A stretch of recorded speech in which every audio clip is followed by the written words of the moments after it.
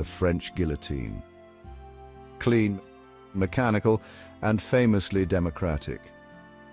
It's been romanticized as both merciful and monstrous. But what if I told you that hundreds of years earlier, Imperial China may have built something eerily similar? No, not a proto-robot chef, a machine for beheading humans. Today we ask the question no one's quite ready for. Did ancient China invent the guillotine first? Short answer, possibly. Long answer, let's get disgustingly precise. Fact 1. China had execution machines centuries before the French Revolution. While the guillotine, as we know it, made its debut in 1792 France, Chinese records suggest that by the late Ming and early Qing dynasties, that's the 1600s, they were already using mechanized methods of decapitation. Some imperial court documents mention a device referred to as a zhanshoji, literally beheading machine. How it worked is debated, but the general idea is clear. A heavy curved blade mounted on a vertical frame, operated by ropes, pulleys, or a swinging mechanism. It wasn't elegant, it wasn't efficient, but it did the job. Fact 2. Manual execution was the norm, but not always preferred.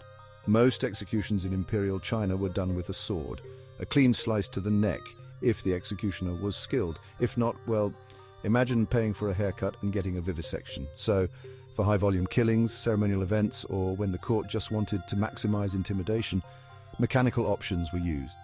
It was less about mercy and more about repeatability. Mass executions aren't exactly artisanal. Fact 3. The Halifax gibbet wasn't the first, either. Yes, England had its own guillotine-adjacent device, the Halifax gibbet, used from the 1200s onward. Scotland had the maiden.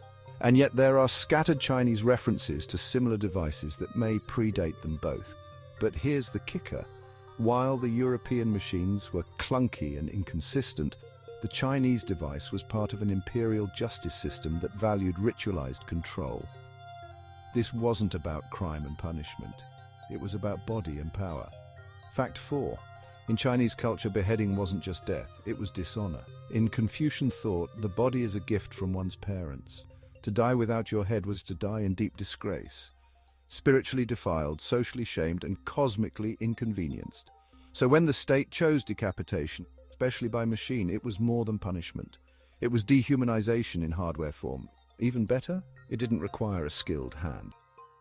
Efficiency and humiliation, a bureaucrat's dream.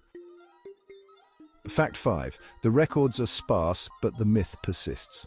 Let's be honest, Imperial China didn't preserve execution manuals in public libraries. What we have are court transcripts, dynastic chronicles, and local gazetteers, some more historical than others. Are these guillotines exactly like the French model? No.